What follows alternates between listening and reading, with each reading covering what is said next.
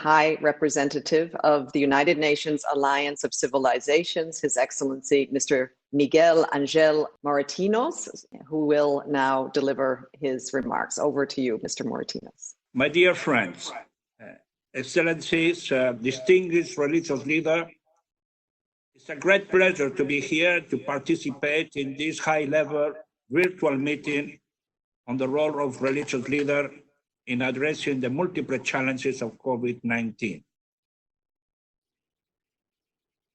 Let me say to start by thanking Secretary General for his leadership and guidance since the outbreak of this global health crisis.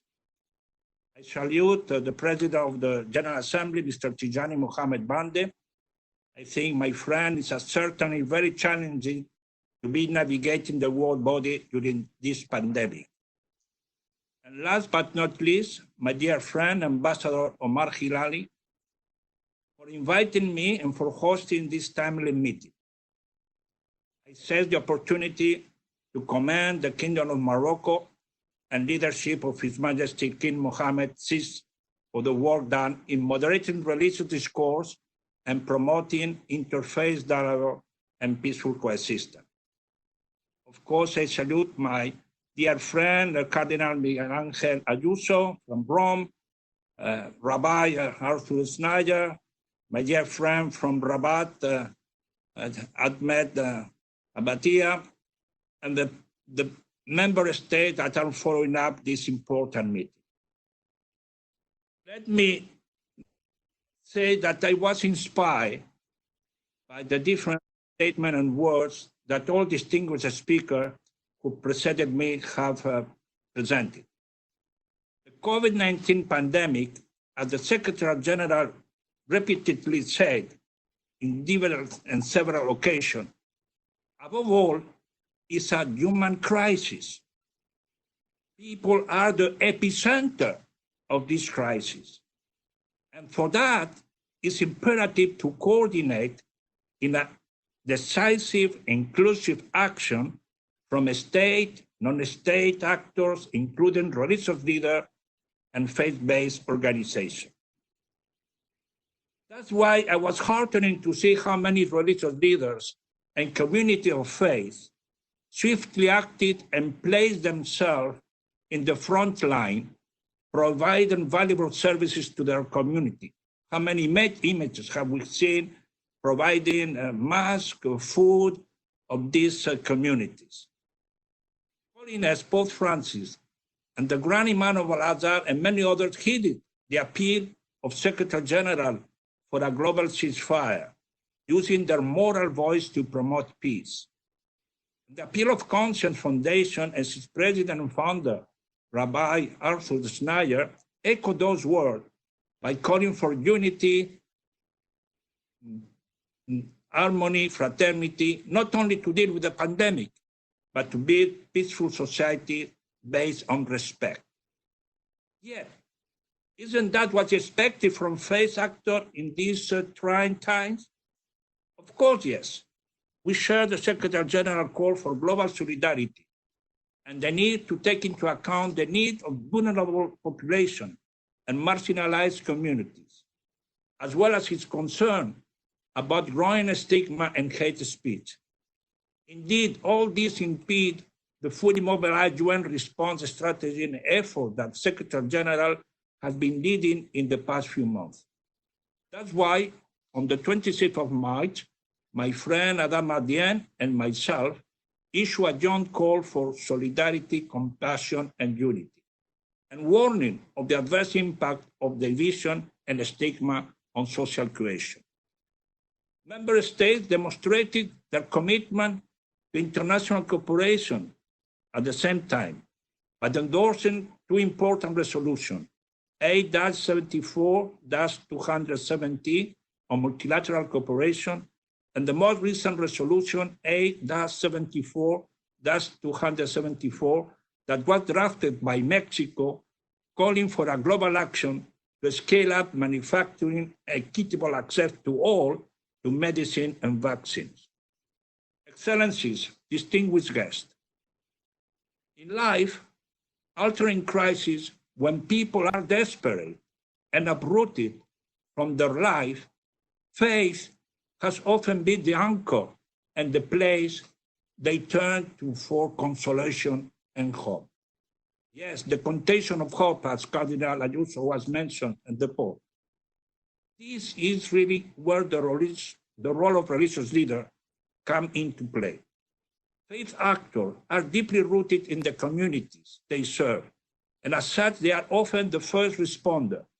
Since the outbreak of COVID-19 pandemic, local faith institutions, religious leaders, and other faith-based organizations have been responding to the needs of their communities as humanitarian actors, as well as leveraging their moral authority to share positive health messaging and guidance as informed by government and health institutions. Around the globe, as millions of people have been placed under lockdown and were obliged to practice social distancing to reduce transmission of the virus and high rates of infection and death, the impact of such isolation is far-reaching beyond its economic dimension. From a faith perspective, religious practices and rituals are being curtailed, triggering debate among faith community around religious rites. Passover, Easter, Ramadan, the three holy occasions which crisscross each other in April were marked differently this year in the context of social distancing. Governments and health institutions work closely with prominent religious leaders who provide guidance and observing religious rituals in isolation, while encouraging them to demonstrate solidarity and compassion. Many religious leaders have a mobilizing capacity as well as the trust of the communities they serve.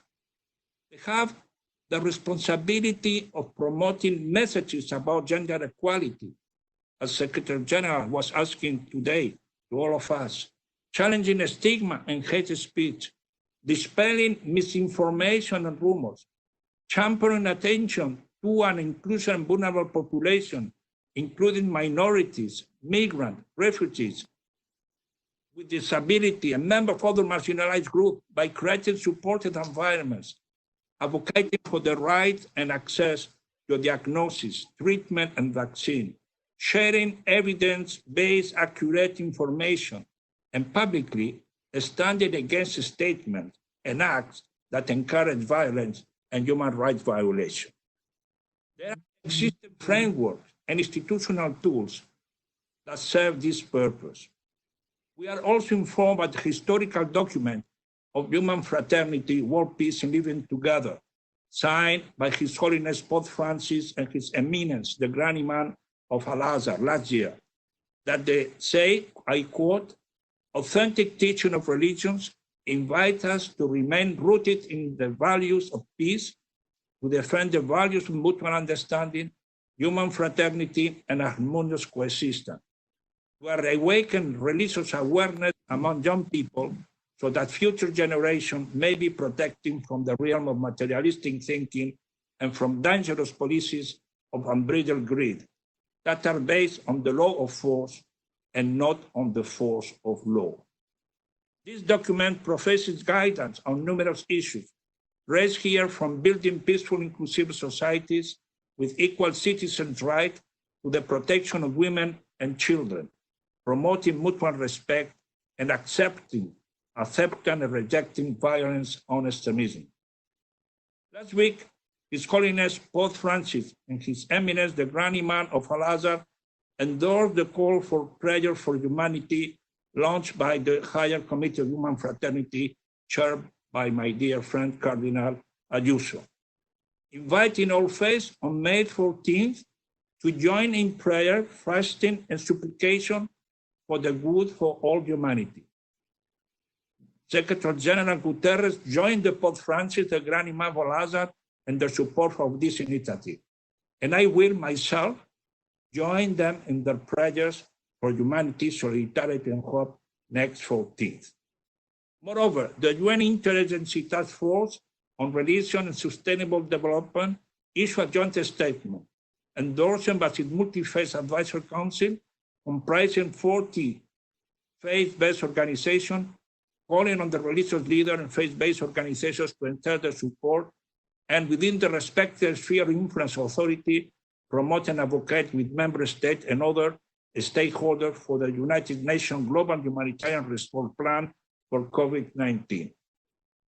Building on the momentum that has created this meeting of today, I wish to announce that my office and the office of my friend, Mr. Adama Dieng, the Special Advisor for the Prevention of Genocide, in collaboration with Croatia, we hold the rotating presidency of the European Union. Together, we plan to organize a meeting with religious leaders and faith-based organizations to explore a result and action-oriented global pledge by them in response to Secretary General's repeated appeal for solidarity and unity. The meeting will include a wide range of confessions of faith and provide the space to explore and identify areas of action and concrete result-oriented initiatives that religious leaders and faith actors can take in response to COVID-19. We have identified a tentative date for the meeting on the 28th of May. I very much look forward to a continued fruitful engagement with religious leaders and faith-based actors to ensure that the response to the pandemic is based on a whole of society, human-centered approach that leaves no one behind. Excellencies, distinguished religious leaders, the three Abrahamic faiths have teachers that profess the importance of taking action to assist others and save life. Doing the common good, as in, I quote, love of God and love of neighbor, end of the quote, is at the heart of the three monotheistic religions. The Bible encourages followers to, I quote, show me your faith apart from your work, and I will show my faith by my words.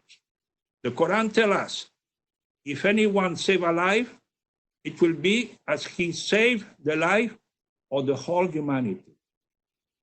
In the Judaism, the preservation of human life takes precedence over all other commandments, as emphasized in the Talmud.